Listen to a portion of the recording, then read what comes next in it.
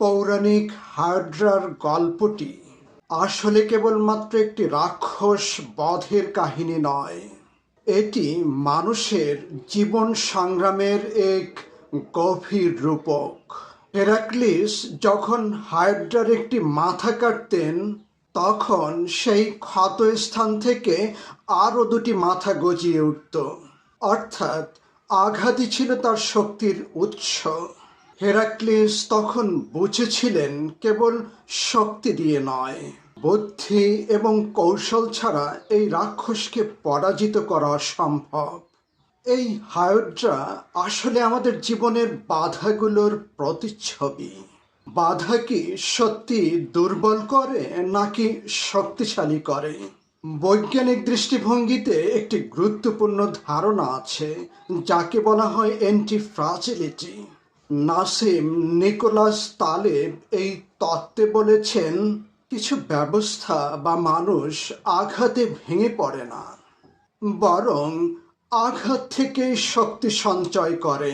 মানুষের জীবনেও ঠিক তাই ঘটে। পেশিতে চাপ না পড়লে তা শক্তিশালী হয় না। টিকা শরীরে না ঢুকালে রোগ প্রতিরোধ ক্ষমতা বাড়ে না।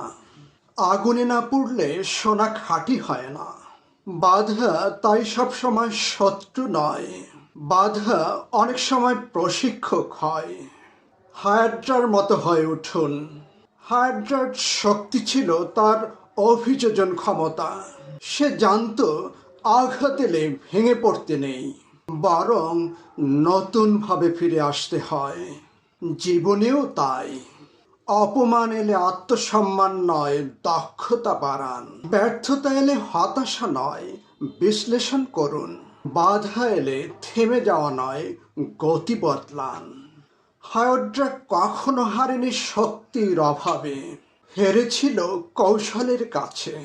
আর মানুষ কখনো ব্যর্থ হয় না বাধার কারণে, ব্যর্থ হয় মানসিক ভাঙনের কারণে।